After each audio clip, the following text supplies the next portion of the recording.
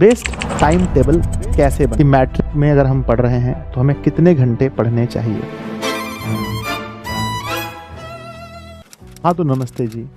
आप सभी लोग बहुत छोटे छोटे हैं, आप लोग 10वीं क्लास में पढ़ते हैं। प्यारे बच्चों, आप लोग के मन में बहुत सारे सवाल आते हैं। जैसा एक सवाल ये कि मैट्रिक में अगर हम पढ़ रहे हैं तो हमें कितने घंटे पढ़ने चाहिए। मैंने आपको 3-4 दिन पहले ये थंबनेल आपके व्हाट्सएप पर भेजा था। मैंने कहा था मैं इस पर वीडियो बनाऊंगा, पर बच्चों किसी कारणवश मैं नहीं बना पाया था। आज बच्चों मैं थंबनेल ये लगाया हूँ, पर आज का टॉपिक अलग है, इसको भी मैं उसमें ऐड कर देता हूँ। टॉपिक ये है कि पढ़ने के लिए हम लोग बेस्ट टाइम टेबल कैसे बनाएं, बेस्ट टाइम टेबल हम कैसे सेट करें। तो पहले बच्चों, कक्षा 10वीं के विद्यार्थी हैं आप, या कक्षा 11वीं 12वीं किसी भी क्लास के विद्यार्थी हैं, तो आप इस वीडियो को पूरा अंत तक देखें। आपके मन में जो भी डाउट है इस टॉपिक को लेकर के आज के बाद नहीं रहेगा। तो प्यारे बच्चों आइए देखते हैं। सबसे पहले कि लोग 2 तरह के होते हैं, और आप ये कभी ना सोचें कि किसी एक व्यक्ति का बनाया हुआ टाइम टेबल आपके लिए भी इम्पोर्टेंट होगा। समझ रहे ना? क्योंकि आपका लाइफ स्टाइल कैसा है, उनका लाइफ स्टाइल कैसा है, आपका घर कैसा है, घर के रहन सहन कैसे हैं, उनका घर का रहन सहन कैसा है, आप क्या खाना पीना खाते हैं, वो क्या खाना पीना खाते हैं, सब कुछ डिपेंड करता है बच्चों। और उसके बाद भी सबसे बड़ा प्रॉब्लम तो यहाँ ये होता है कि आप डे में पढ़ने वाले स्टूडेंट हैं या नाइट में पढ़ने वाले स्टूडेंट हैं।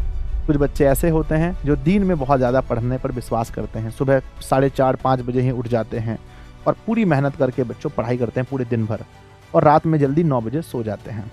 एक दूसरे विद्यार्थी होते हैं कि जो नाइट में स्टडी करना पसंद करते हैं, वो रात के 12 बजे 1 बजे 2 बजे तक पढ़ाई करते हैं, सुबह थोड़ा लेट से जगते हैं और फिर 8 बजे 9 बजे सुबह जगते हैं और फिर आराम से पढ़ते हैं। तो लेकिन 10वीं क्लास के बच्चे जो भी होंगे या 11वीं 12वीं के, मुझे भरोसा है कि आप लोग इन दोनों में से बीच के स्टूडेंट होंगे, ना तो आप ज़्यादा डे और ना तो ज़्यादा नाइट, मुझे ऐसा लगता है। सबसे पहले बच्चों, हमें जब भी टाइम टेबल बनाना चाहिए पढ़ाई का, तो हमें देखना चाहिए सबसे पहले हमारे सोने का टाइम, कि कितना ज़्यादा हम सो रहे हैं। बहुत सारे लोग कहेंगे बच्चों कि 3 घंटा 4 घंटा भी सोने से मामला हो सकता है। लेकिन बच्चों मैं कहूँगा कि मेरा जो एक्सपेरिमेंट है 10 साल से बच्चों, मैं इस मतलब कि 2014 में मैंने मैट्रिक एग्जाम दिया है, उसमें मैं खुद की पढ़ाई के लिए रात जगता था, दिन में पढ़ता था। उसके बाद फिर से स्टूडेंट के साथ मेरा सफ़र रहा है, ये लगभग 9-10 साल हो गया। मुझे ऐसा मानना है बच्चों कि कभी भी ज़्यादा रात तक अगर हम जगते हैं तो मेरा अगला दिन जो होता है वो बर्बाद हो जाता है। तो पहली बात है कि सबसे पहले आपको यहाँ पर हाईएस्ट मैं कहूँगा बच्चों, बहुत ज़्यादा टफ करना है तो 12 बजे रात तक, 12 बजे तक हाईएस्ट। ऐसे 11:30 हम देते हैं, 11:30 में एज अ स्टूडेंट आपको सो जाना चाहिए, अगर आप विद्यार्थी हैं तो। ठीक है ना? हम बच्चों खुद नहीं सोते हैं, हम खुद 1 बजे 2 बजे 3 बजे सोते हैं। तो खैर हम लोग का लाइफ स्टाइल अलग है बच्चों। मैं आप लोगों का बताता हूँ, विद्यार्थी हैं आप तो 11:30 बजे आपको किसी भी हाल में सो जाना चाहिए।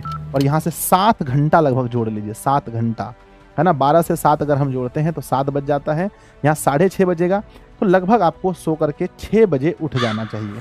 6 बजे पहले के वो टाइम था एकदम 4 बजे उठिए, 4 बजे उठिएगा बच्चों, तो इधर इसको पहले कीजिए। पहले तो जब भी सोना है 6:30 से 7 घंटा मिनिमम आपको कितना जोड़ना है, 6:30 से 7 घंटा आपको सोना है। ठीक है ना? 6:30 से 7 घंटा। अब आप बोलेंगे सर इतना घंटा सोएंगे? हाँ बच्चों, तब आप एकदम फ्रेश महसूस करेंगे।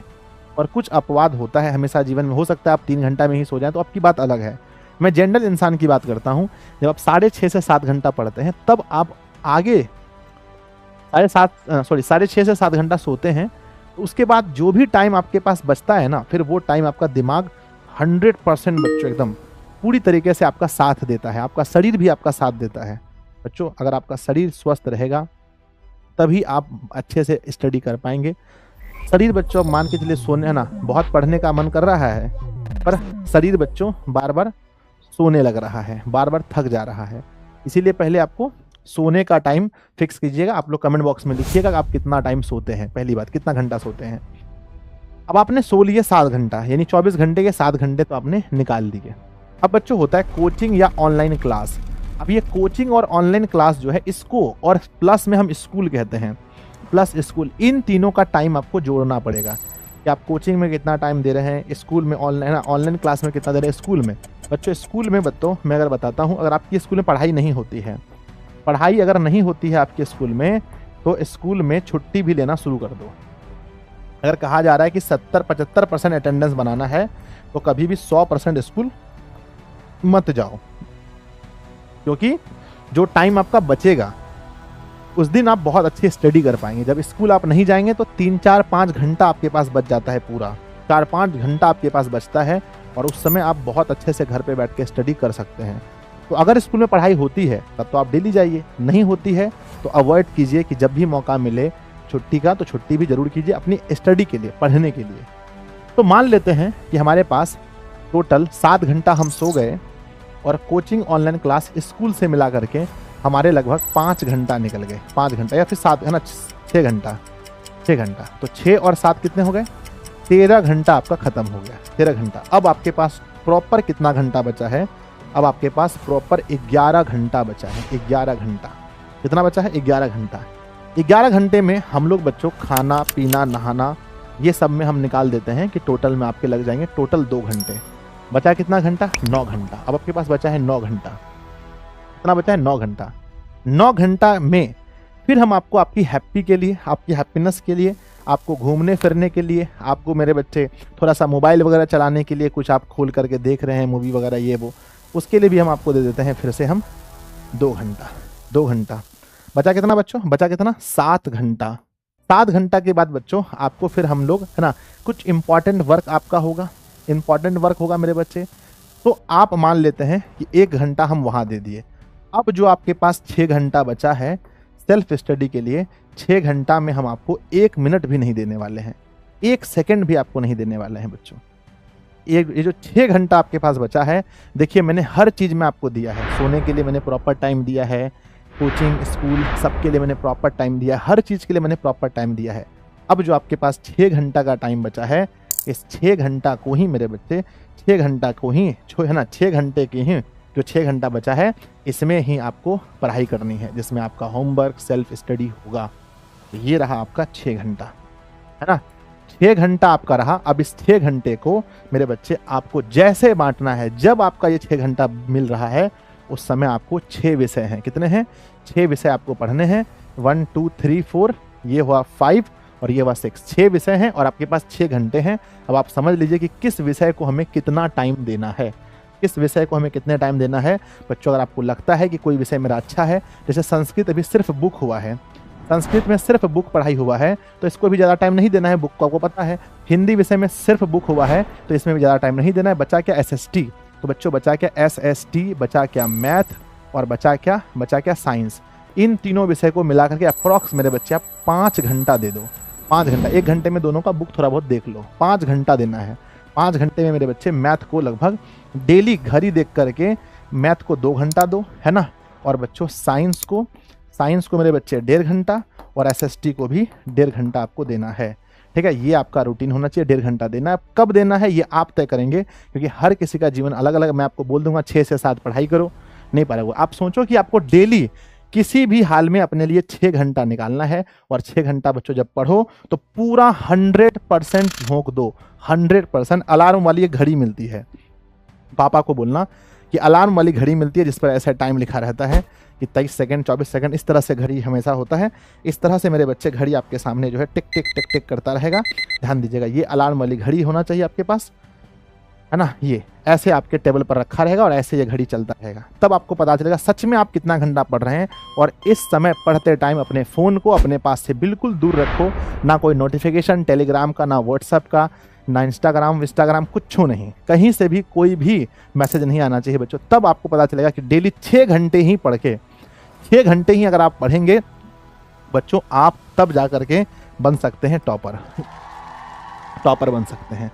तो मेरा अभी तक 10 साल का जो एक्सपीरियंस बताता है उसमें मेरा यही निकल कर आता है कि बच्चों सबसे ज़्यादा जो है यही तरीका काम आता है जहाँ आपके पास फ्रीडम है सोने की, जहाँ आपके पास फ्रीडम है घूमने की, फिरने की, इंपॉर्टेंस काम की, स्कूल की, कोचिंग की, हर कुछ छोड़ करके भी 6 घंटा मैंने आपकी ज़िंदगी से निकाल लिया है।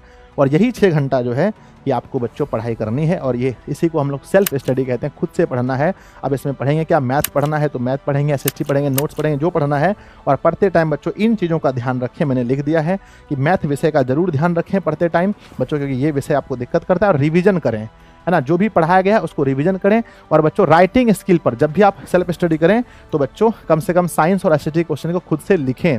उसके आंसर जब लिखेंगे तो आपकी हैंड राइटिंग स्किल अच्छी होगी। जब हम लिखते हैं तो सोच सोच के लिखते हैं, हमारा थिंकिंग लेवल भी बहुत अच्छा होगा इससे हमारे एग्जाम में। और बच्चों जब आप कोशिश करें कि हम लोग कम से कम सब्जेक्टिव सवाल लिखने का, सब्जेक्टिव, जब सब्जेक्टिव लिखते हैं तो हमारा ऑब्जेक्टिव अपने आप सॉल्व हो जाता है। और बच्चों बी मोटिवेट, ज़िंदगी में मोटिवेट रहें और एक्सरसाइज वगैरह बच्चों करते रहें। सुबह अगर उठते हैं तो कहीं आसपास में घूमने जाएं, एक्सरसाइज करें, इससे आपका बना रहेगा। और आपका जो सपना 450 प्लस है, अगर आप मेरे इस बात को फॉलो करते हैं, इस तरह से अपना रूटीन बनाते हैं, तो मेरे बच्चे मैं सच कहता हूँ कि आप 450 आराम से ला सकते हैं, बहुत आराम से ला सकते हैं। ठीक है ना। तो हम उम्मीद करते हैं बिहार के जितने भी बच्चे इस वीडियो को देख रहे हैं हमारे, सभी को बहुत फ़ायदा मिलेगा इस वीडियो से। और आप लोग भी इस तरह से अपना रूटीन बना पाएंगे जहां आप सोएंगे भी, सब कुछ आपका होगा। तो बच्चों इस वीडियो से आपने क्या सीखा कमेंट बॉक्स में ज़रूर लिखिएगा। अभी आप कितना घंटा सो रहे हैं, कितना घंटा सेल्फ स्टडी कर रहे हैं, ये कमेंट बॉक्स में ज़रूर लिखिएगा। वीडियो अच्छा लगे तो लाइक कीजिएगा, दोस्तों को शेयर जरूर कीजिएगा, उन्हें बताइएगा अगर वो ऐसी वीडियोस देखना चाहते हैं तो दिशा ऑनलाइन क्लासेस को सब्सक्राइब करके भी रख ले।